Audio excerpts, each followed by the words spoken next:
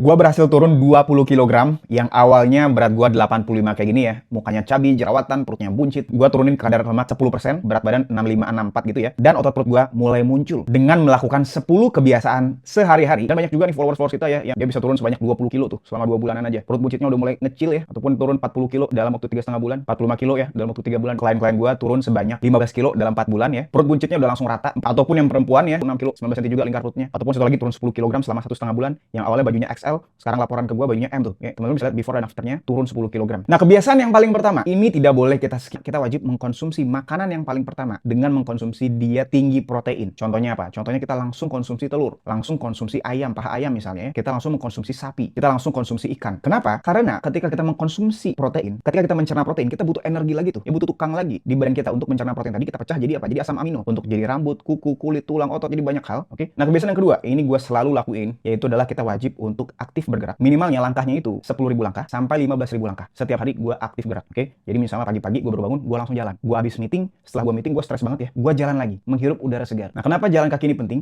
Karena jalan kaki ini bakalan menggunakan lemak di tubuh kita ini sebagai energi. Nah, kebiasaan yang ketiga, ini juga kita nggak boleh tinggalin. Karena biasanya di awal nih ya, kita semangat. Kita bisa ngejaga semangat tadi. Kita wajib untuk punya alasan atau target kenapa kita mau ke kadar lemak 10% tadi. Misalnya kalau gue mau kadar lemak 10% supaya gue nanti pada saat foto nikahan, itu gue mukanya tirus. Atau misalnya gue pengen perbaikin hasil lab gue ya, tensi gue mau normalin, trigliserida gue mau 2 digit gitu ya, di bawah 100, yaitu kadar lemaknya harus di bawah 15%. Ada banyak banget tujuannya, tapi biasanya sih biar kita kelihatan badannya lebih keren. Nah, itu kebiasaan yang ketiga, kita harus punya tujuan dan ubah mindsetnya. Nah, kebiasaan keempat, kita juga mau ngukur ya, nimbang setiap minggunya. Karena kalau kita nggak punya timbangan sama sekali, nggak punya ukuran sama sekali, kita nggak tahu mau kemana. Apakah kita udah turun atau belum? Nah, yang kelima, kita mau ngelakuin cardio zona 2. Kita misalnya bisa ngelakuin ya, contohnya treadmill kayak gue gini ya, supaya apa? Supaya pembakarannya tuh lebih banyak, oke? Jadi kita wajib setidaknya kita cardio zona 2 itu 5 kali seminggu. Nah, sekarang kita bahas yang keenam, yaitu mengenai makanan. Kita wajib untuk punya resep makanan yang enak sehingga kita bisa konsisten ngejalanin dietnya. Contohnya nih kalau gue makannya tuh kayak gini ya, kayak steak gini. Jadi gue pakai garam atau lada merica gitu. Atau gue masak ayam butter ya, jadi digoreng pakai butter. Wah, itu enak banget. Bukan margarin ya, tapi butter itu beda. Terus makan telur sama steak sama patty kayak gini gue bikin ya dari daging giling. Jadi enak makanannya. Sehingga apa? Sehingga kita bisa konsisten karena kita punya variasi yang banyak. Nah, yang ketujuh, kebiasaannya adalah kita harus ngebedain yang namanya haus,